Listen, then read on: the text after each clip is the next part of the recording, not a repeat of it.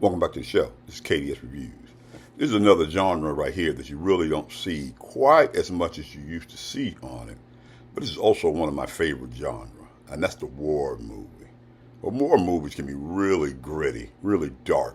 Kind of sometimes show you how it really was, as best as they can. Let's talk about some of my favorite. One is All Quiet on the Western Front. Now, this is also based off of a book. It tells the story of this young, idealistic German young man who joins him and his friends join the German army during World War One, and they got all this things thinking they're going to be heroes and how romantic is going to see. But when they don't, when they start, they get involved with trench warfare, one of the most brutal parts of World War One. Now, you don't see that many movies, hardly all, about World War One. This is the gripping story of it, just how brutal the hand-to-hand combat, the trench warfare. I mean, World War One was brutal. It was also the prequel to World War Two. There's another one right here, really good one right here. Run Silent, Run Deep. This is like to me is one of the first submarine movies right here, starring Clark Gable. It tells the story of this battle in the Pacific between him and the Nazis. It is a really good movie. It's really, to me, is what laid the foundation for movies like The Hunt for Red October and U-571. For this time period, this is a really good, gripping, and tight movie. That's Run Silent, Run Deep. Here's one with a big all-star cast, The Longest Day. John Wayne, Henry Fonda, Robert Mitchum, and Sean Connery. This tells us lead up to the invasion of Normandy. This is another good one. I mean, there's even more stars in this movie than I could even name in this video. It is a brutal movie for that time period, too. I mean, everything that leads up to it, and then the eventual invasion on Normandy. This is another brutal movie, The Longest Day. And after that, we got Patton. And I'm really glad I researched because I completely have forgot about Patton, played by George C. Scott. This movie won Best Picture and Best Actor, even though George C. Scott didn't take the award. It tells the story of General Patton, one of the most famous generals of all time. His battle in Africa, his battle in the Battle of the Bulge, just how strict and disciplinarian that he was. I mean, he really plays him almost like the real Patton. He tries to warn them about what Stalin is going to do after World War II and take half of Europe, which turned out to be true. This is a great performance by George C. Scott. If you haven't seen it, if you're one of my younger viewers, you really need to see great acting. That's Patton. He's a brutal man. And if you want to read more about Patton, I suggest that you pick up the book, Killing Patton by Bill O'Reilly. Up next, James Mason, The Desert Fox. It tells the story of Edwin Rommel, the Patton version in Nazi Germany, where he was in Africa and no one could catch him. No one could defeat him. He was beating everybody. It took Field Marshal Montgomery to really get him, to defeat him. And he was in charge of the African troops. He was just dodged. They thought he was here, he was gone. He'd come behind him, beat him. I mean, he was beating everybody.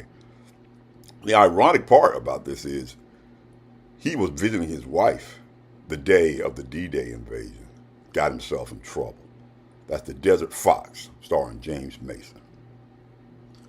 And then there's the apex of the Vietnam War movie. That's Francis Ford Coppola's Apocalypse Now.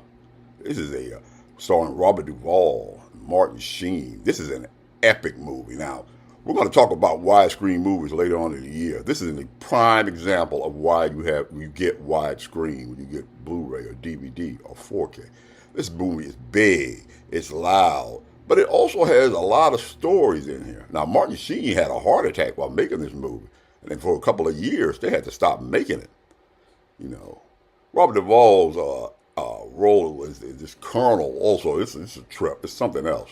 And then there's the bombing on the beach. I mean, and and then the eventual hunt for Marlon Brando's character, which is what the story of this movie is.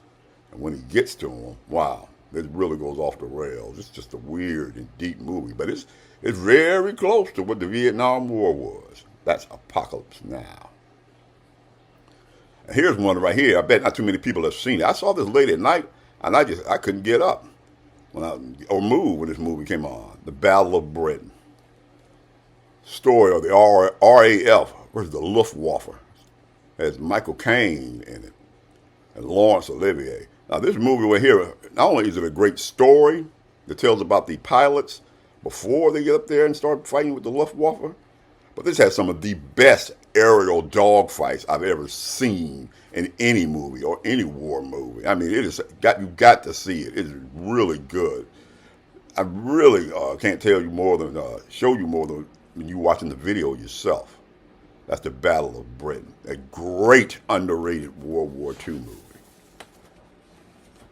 Down to the last three. These are really good three movies right here if you haven't seen it.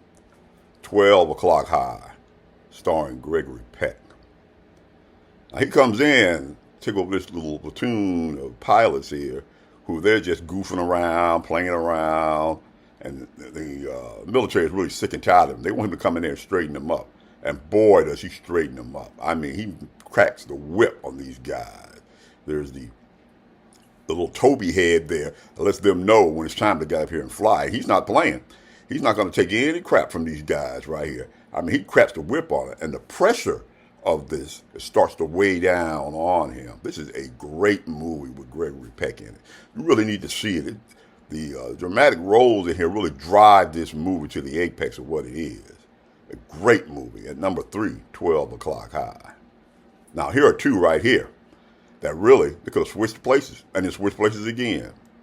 It was a hard pick. Number 2, American Sniper, the story of Chris Kyle, the most prolific sniper in U.S. history. You know, I mean, this is the battle during Afghanistan, and wow, all his tour duties on there. I mean, Bradley Cooper does an excellent job as Chris Kyle. I mean, we get to see all the war scenes. We get to see just how brutal the Afghan war was. I mean, this movie kind of surprised me. It's kind of tough to watch, though, because of the ending. I'm not going to say anything if you haven't seen this movie. But this is a wow. This should be required watching. It is a really good movie. I like the way that he played him, too. And the action in this movie, the scenes and the battles. You know, the 1.5 mile long shot, which is the longest shot in U.S. history. This is a great movie. American Sniper, starring Bradley Cooper. And number 1, well, if you've been following this channel, you already know what number 1 is. The epic Saving Private Ryan. Now, not just the beginning of the invasion of Normandy, which pushed it over the edge, but the story later on, how this platoon is sent to find Private Ryan because all his brothers died during the war. Now, this is loosely based off of a true story. Tom Hanks does a really good job in this movie. So does Matt Damon as Private Ryan. The search for him and then get him and then try to get him back safely. And all the things that go on and the battles and the deaths. I mean, this is a great World War II movie. You got a Dolby Atmos sound system. This is a great one to test it on and show it all. That is the epic Saving Private Ryan.